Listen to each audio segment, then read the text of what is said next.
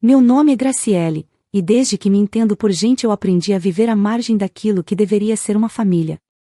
Enquanto o mundo lá fora acreditava que nossa casa era um lar feliz, aqui dentro as paredes sabiam que eu era apenas um detalhe esquecido, um rosto apagado na moldura que exibia o brilho de Eduardo, meu irmão mais velho. Eu sempre fui a filha que estudava em silêncio, que acordava cedo para ajudar sem que ninguém pedisse, que tirava boas notas sem precisar de lembretes. Mas nada disso importava. No olhar dos meus pais, eu nunca fui suficiente, nunca fui motivo de orgulho. Eduardo, por outro lado, era o herdeiro perfeito, ou, pelo menos, o que eles gostavam de acreditar que fosse. Recordo-me de uma noite de inverno, a mesa posta com cuidado por minha mãe, o cheiro do arroz ainda quente se misturando com o aroma forte do feijão. Eduardo havia chegado com um sorriso vitorioso no rosto, trazendo consigo uma história qualquer de como tinha resolvido uma situação na faculdade. Eu sabia, como sempre, que não passava de mentira, os trabalhos eram feitos pelos amigos que ele manipulava com sua lábia, mas para meus pais isso era prova de liderança. Meu pai ergueu o copo de vinho, os olhos brilhando de orgulho. Esse é meu garoto, disse com firmeza. Sempre soube que você nasceu para mandar, Eduardo. Sentei-me ali, em silêncio, com o garfo imóvel diante do prato. Minha mãe sorriu para o filho com a mesma ternura que jamais ofereceu a mim. Você tem estrela, meu querido. Diferente da sua irmã, que parece viver perdida no mundo dos livros e dos sonhos. Eduardo gargalhou, satisfeito, e inclinou-se para mim como quem oferece um conselho venenoso. Escuta, Graciele, não adianta tentar ser especial. Você nasceu para ficar na sombra. Naquele instante, meu peito ardeu, mas não deixei que a dor escapasse. Engoli a comida sem sentir o gosto, mantive os olhos baixos e permiti que eles acreditassem que eu era invisível. Só que, por dentro, algo se movia como uma semente crescendo em segredo. Enquanto eles riam e exaltavam meu irmão, eu observava cada detalhe. Aprendi a enxergar a vaidade do meu pai em cada brinde, a ambição disfarçada da minha mãe em cada conselho frio, e a arrogância preguiçosa de Eduardo em cada gargalhada. Eu era sombra, mas uma sombra que tudo via. Lembro também do dia em que cheguei em casa com uma medalha de ouro na mão, conquistada em uma competição acadêmica. Entrei animada, o coração pulsando de alegria, e mostrei a conquista com um sorriso tímido. Minha mãe sequer ergueu os olhos do bordado que fazia. Muito bem, Graciele, é o mínimo que se espera de alguém que só vive estudando. Meu pai nem se deu ao trabalho de comentar, estava ocupado ouvindo Eduardo narrar como tinha sido o centro das atenções em uma festa. Ele dizia, você deveria aprender com seu irmão, Graciele. Ele sabe se destacar, sabe ser alguém de verdade. Naquele momento, percebi que eu poderia trazer o mundo aos meus pés, e ainda assim, para eles, nunca seria o bastante. Eduardo, com suas notas medíocres e sua falta de esforço, era celebrado como se fosse um prodígio.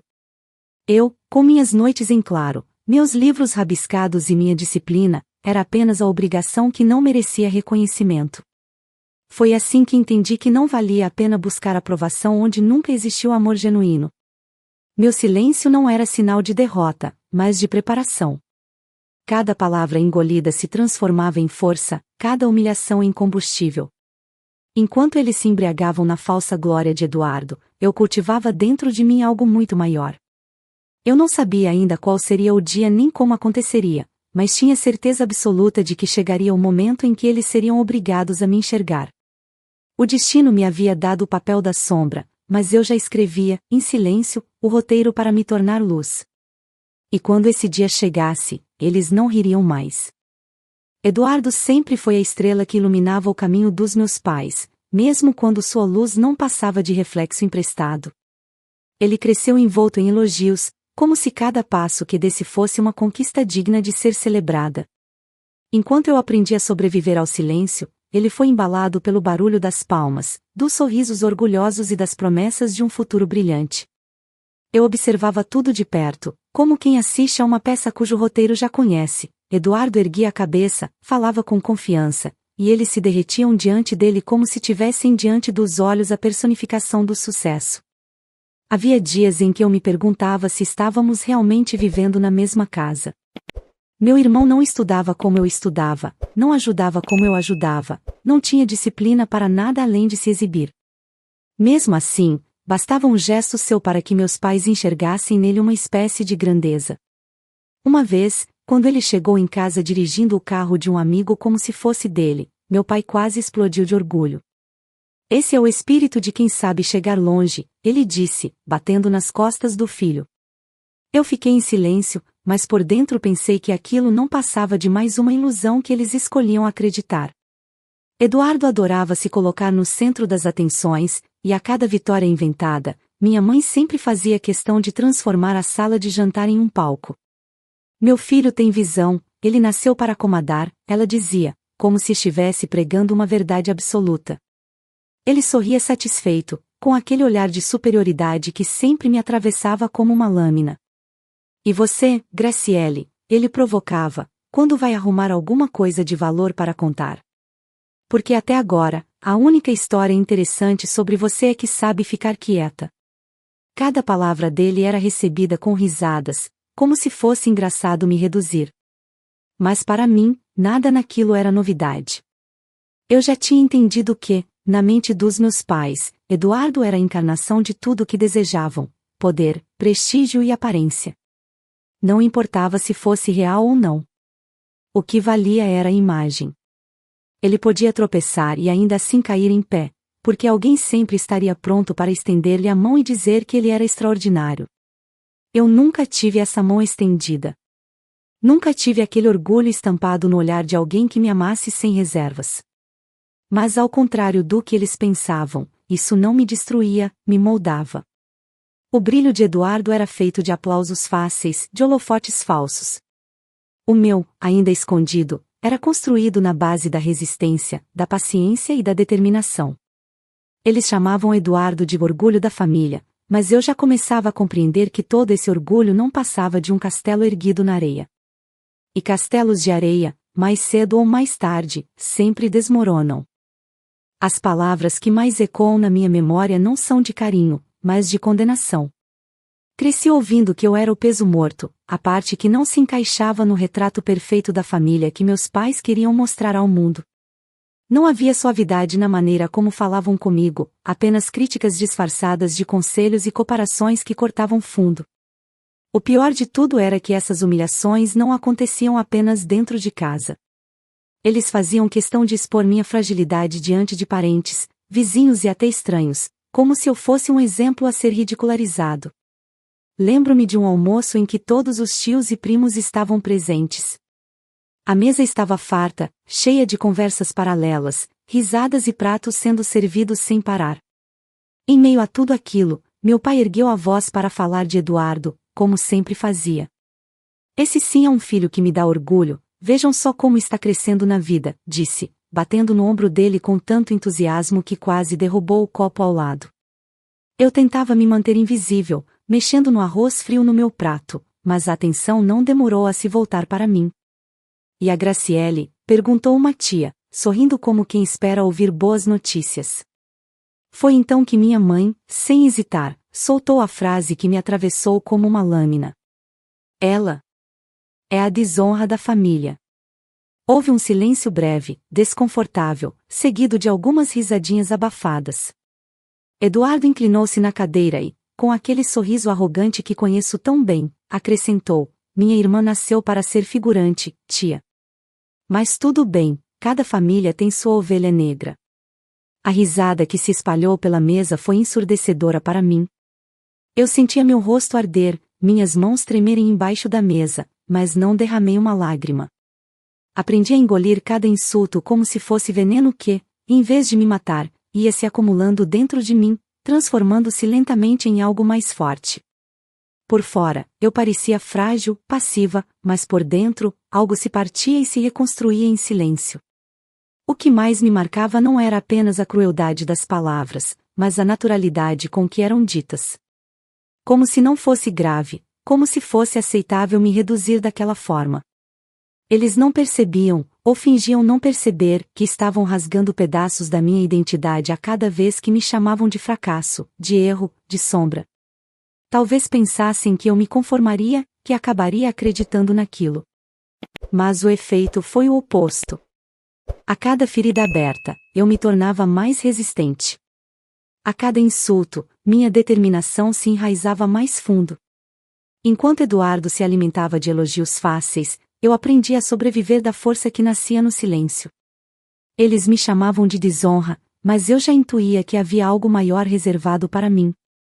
O destino tinha maneiras curiosas de equilibrar as coisas, e eu sabia, lá no fundo, que aquele título que eles jogavam contra mim como uma sentença, um dia seria a chave da virada que jamais imaginariam. Ninguém na minha casa sabia quem eu realmente era fora daqueles muros. Para eles, eu era a filha apagada, a que nunca daria em nada. Mas a cada manhã em que eu saía de casa, carregando uma mochila gasta e roupas simples, eu caminhava em direção a um mundo onde não havia espaço para comparações injustas, apenas para esforço e mérito. No escritório onde trabalhava como assistente administrativa, ninguém me chamava de fracasso. Pelo contrário, olhavam para mim com respeito, porque viam a forma como eu mergulhava nos relatórios, como organizava projetos e encontrava soluções para problemas que até os gestores mais experientes hesitavam em enfrentar. Eu sabia que meu cargo ainda era pequeno, mas para mim não importava. Era um degrau, e eu estava disposta a subir um por um, com paciência e inteligência. Muitas vezes ficava depois do expediente, aproveitando o silêncio da empresa para aprender. Lia manuais de gestão, estudava planilhas antigas, observava as estratégias que davam certo e as que levavam ao fracasso. Não havia aplausos, não havia reconhecimento imediato, mas havia uma chama dentro de mim. Cada linha de código que eu revisava, cada documento que eu organizava, era uma peça de um quebra-cabeça que eu já enxergava em minha mente, um futuro que me pertencia, mesmo que minha família jamais acreditasse. As noites eram minhas cúmplices. Enquanto Eduardo voltava para casa depois de festas regadas a risos e álcool, eu estava em frente ao computador, assistindo a aulas online, traduzindo textos estrangeiros, absorvendo conhecimento como quem respira. Cheguei a pegar ônibus madrugada adentro só para participar de palestras que poderiam me abrir portas. Ninguém via, ninguém elogiava, ninguém se importava. Mas eu sabia. Eu sabia que cada passo invisível me aproximava de algo muito maior. Houve momentos de cansaço, é verdade. Dias em que as críticas de casa ecoavam tão alto que parecia impossível ignorá-las. Mas, nesses instantes, eu me lembrava de todas as vezes que fui chamada de inútil, de desonra, de peso. E usava essa dor como combustível. Não era orgulho que me movia, era a necessidade de provar para mim mesma que eu não precisava deles para ser alguém. Eu era suficiente. O mais curioso era que, de alguma forma, eu comecei a ser notada. Pequenos elogios de colegas, convites para participar de projetos, oportunidades que antes pareciam inalcançáveis. Eu via como meu nome começava a circular, ainda timidamente, em reuniões importantes. Mas em casa, tudo permanecia igual. Meu silêncio, as piadas de Eduardo, os olhares frios dos meus pais. Eles não sabiam que, enquanto zombavam de mim, eu estava construindo um império em segredo. E foi nesse contraste que eu percebi a ironia da minha vida. Quanto mais eles tentavam me diminuir, mais eu crescia longe dos olhos deles. A cada passo, a cada conquista silenciosa, eu deixava de ser a sombra para me tornar algo que nenhum deles jamais imaginaria. Eu ainda não tinha revelado nada, ainda não era hora. Mas dentro de mim, a certeza era clara como nunca, o caminho invisível que eu seguia em silêncio seria, um dia, a estrada da minha vitória. As noites de jantar em família eram como armadilhas preparadas com antecedência. Eu já entrava na sala de refeições sabendo exatamente o que me aguardava, uma mesa farta, taças brilhando, e palavras afiadas disfarçadas de conversas banais. Era nesses encontros que meus pais encontravam um momento perfeito para erguer Eduardo como um troféu e me rebaixar como se fosse um jogo de entretenimento. Eu me sentava, ajeitava o guardanapo no colo e esperava. Não demorava muito para que as provocações começassem. Certa vez, enquanto eu me servia em silêncio, meu pai ergueu a voz. Veja, Eduardo, você tem presença, você sabe se impor. Já sua irmã, ele parou de mastigar e me lançou um olhar que parecia um veredicto. Graciele não tem esse brilho. Ela sempre foi apagada. Meu irmão aproveitou o momento, sorrindo de canto, e disparou: ela nasceu para ficar em segundo plano, pai. Acho que o máximo que vai conseguir na vida é carregar pastas para alguém importante. A gargalhada que veio em seguida pareceu sacudir os talheres sobre a mesa. Minha mãe, como sempre, complementou com um tom frio, quase burocrático. Sua irmã deveria ser mais como você, Eduardo. Saber se mostrar, saber impressionar. Mas não, prefere se esconder atrás de livros e relatórios que não levam a nada. Eu, imóvel, mastigava lentamente, como se cada pedaço de comida fosse um tijolo pesado descendo pela garganta. O sabor se perdia, mas eu guardava cada palavra, cada olhar, cada riso. Houve outro jantar em que a cena foi ainda mais cruel.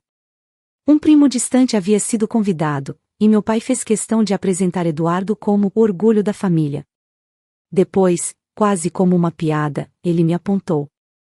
E essa é Graciele, nossa filha, a que ainda não descobriu para que veio ao mundo. Todos riram, até mesmo o convidado, constrangido.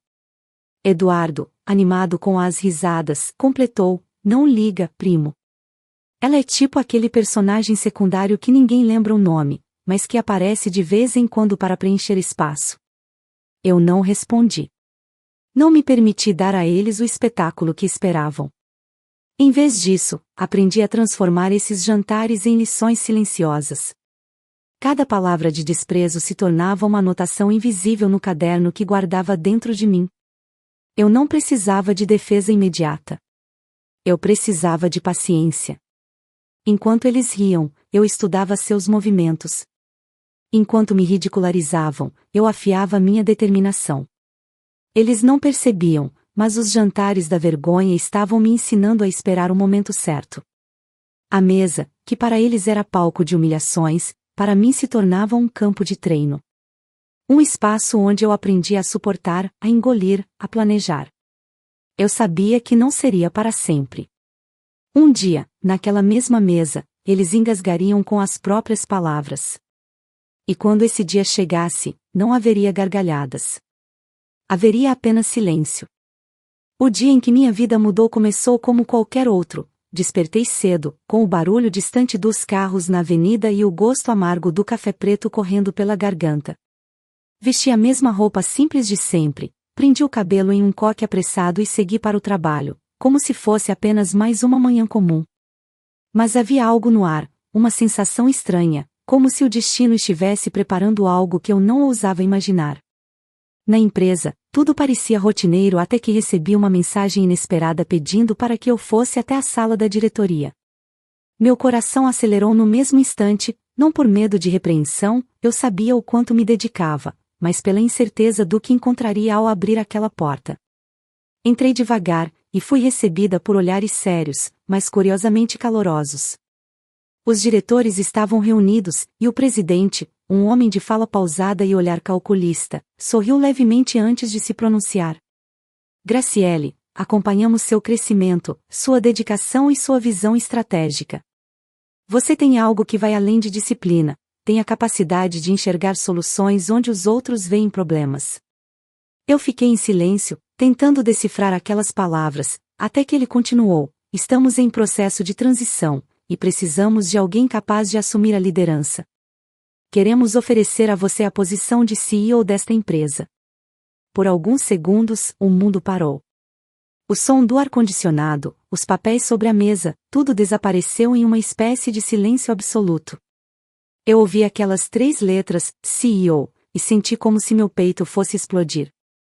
Um turbilhão de imagens atravessou minha mente, os olhares de desprezo dos meus pais, as risadas de Eduardo, as noites em claro estudando sozinha, as lágrimas engolidas em silêncio. De repente, todas as peças do quebra-cabeça se encaixavam diante de mim. Agradeci com a voz embargada, mas firme.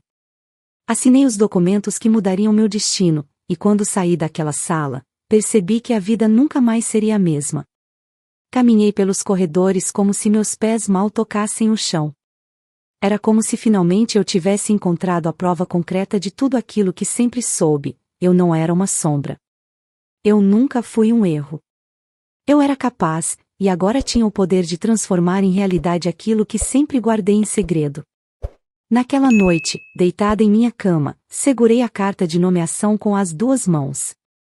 As lágrimas vieram, mas eram diferentes, não eram de dor, eram de vitória. Senti uma paz estranha misturada com uma força avassaladora. Pensei em todas as vezes que ouvi fracasso, em cada jantar em que fui ridicularizada, em cada vez que me chamaram de desonra. E sorri, sozinha, porque agora eu tinha a resposta. Não precisava gritar, não precisava me defender, a verdade falaria por si mesma. Eu sabia que, em breve, chegaria o momento de revelar. E quando esse momento viesse, a família que sempre me ignorou descobriria que a sombra que desprezaram havia se tornado a figura mais luminosa da sala. Eles não estavam preparados para a notícia, mas eu estava preparada para entregá-la. Desde o instante em que assinei aquele contrato, eu sabia que o próximo jantar de família não seria apenas mais uma noite de humilhações. Seria o palco da minha revelação, o momento em que todas as máscaras cairiam. A simples ideia de encarar novamente os olhares carregados de desprezo fazia meu estômago revirar, mas desta vez havia algo diferente. Eu não iria como a filha invisível, e sim como a mulher que transformou silêncio em poder. Passei a semana inteira ensaiando em minha mente como seria. Revivi cada palavra que já havia me ferido, cada risada que ecoava como facadas, e usei tudo isso como combustível. Não se tratava de vingança rasa, mas de justiça. Eu merecia ser reconhecida não pelos laços de sangue, mas pela força que conquistei sozinha. Em frente ao espelho, repeti frases, testei meu tom de voz, pratiquei a calma que precisaria ter quando chegasse a hora. Eu sabia que Eduardo tentaria debochar, que meus pais tentariam cortar minhas palavras. Mas dessa vez, não haveria espaço para interrupções. No dia marcado, acordei mais cedo do que o habitual. Não era só um jantar, era um ritual de passagem. Escolhi minha roupa com cuidado, não para ostentar, mas para transmitir a confiança que antes sempre escondi. Optei por um vestido simples, mas elegante, em tom sóbrio, que deixava claro que eu não precisava de extravagâncias para ser notada. Cada detalhe importava: o cabelo preso de forma impecável, a maquiagem leve que realçava meus olhos. Olhei-me no espelho e quase não reconheci a mulher refletida ali. Pela primeira vez, vi em mim não a filha diminuída, mas a líder que eu havia me tornado. Enquanto me preparava, senti o coração acelerar, mas não de medo, de antecipação. Lembrei-me de todas as noites que passei estudando, das madrugadas frias em que voltava para casa exausta, dos livros gastos que carreguei para todo lado. Cada lembrança era uma prova de que eu merecia aquele momento. Respirei fundo e sorri para mim mesma. Hoje eles vão me ouvir. O caminho até a casa dos meus pais parecia mais curto do que nunca. As ruas iluminadas pelos postes passavam rápidas diante dos meus olhos, e cada passo me aproximava do confronto que eu tanto esperei. Ao chegar, fiquei alguns segundos parada diante do portão. O mesmo portão que tantas vezes atravessei cabisbaixa agora seria a entrada triunfal de uma nova versão de mim. Apertei a campainha com firmeza, e quando minha mãe abriu a porta, percebi em seu olhar algo que nunca tinha visto antes: surpresa. Você está diferente, ela comentou, quase sem perceber que deixava escapar a frase. Apenas sorri, sem responder.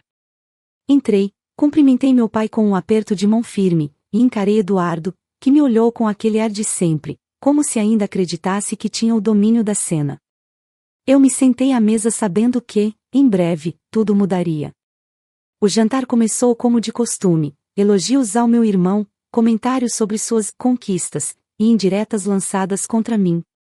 Mas eu não desviei o olhar, não baixei a cabeça, não permiti que a antiga Graciele aparecesse. Permaneci calma, segura, deixando que eles acreditassem, por alguns instantes, que nada havia mudado. Mal sabiam que cada garfada que eu levava à boca era um segundo a menos para o fim da ilusão em que viviam. Naquela noite, eu não era mais a sombra que engolia insultos. Eu era a mulher que aguardava o momento exato para iluminar toda a sala com a verdade. E eu sabia, quando minhas palavras fossem ditas, não haveria volta. O jantar seguiu o mesmo roteiro previsível de sempre. Meu pai, com um copo de vinho em mãos, falava sobre como Eduardo era a promessa da família, e minha mãe sorria com orgulho exagerado. Eduardo, inchado de vaidade, aproveitava cada segundo, como se fosse um ator principal em uma peça cujo público era apenas os nossos pais. Eu sabia que a cena estava prestes a mudar, mas permaneci paciente, observando cada gesto, cada palavra. Eles ainda acreditavam que eu continuava no papel da sombra. A primeira provocação veio cedo, como sempre. Eduardo encostou-se na cadeira, cruzou os braços e me olhou com aquele sorriso de superioridade que parecia ensaiado. Então, Graciele, você ainda continua naquele emprego insignificante? Imagino que sim, alguém tem que ocupar as posições que ninguém quer. Minha mãe riu, sem nem se importar com a crueldade, e acrescentou: sua irmã nunca teve ambição, Eduardo. Mas graças a Deus temos você para nos orgulhar. Meu coração bateu forte, não de tristeza, mas de antecipação. Segurei o garfo com firmeza, respirei fundo e me permiti sorrir, algo que deixou os três visivelmente confusos. Não respondi de imediato. Deixei o silêncio pesar, até que meu pai, incomodado, perguntou: e você, Graciele, não tem nada a dizer? Vai continuar apenas observando como sempre?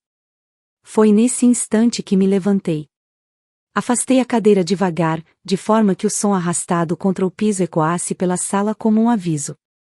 Meus olhos encontraram os de cada um deles, e percebi que estavam esperando a mesma reação de sempre, a filha encolhida, engolindo as ofensas. Mas minha voz saiu firme, carregada de algo que nunca haviam escutado antes. Vocês me chamam de fracasso, de desonra, de sombra. Passaram a vida toda me diminuindo enquanto exaltavam Eduardo. Mas hoje, fiz uma pausa, sentindo a tensão se acumular no ar. Hoje vocês vão me ouvir.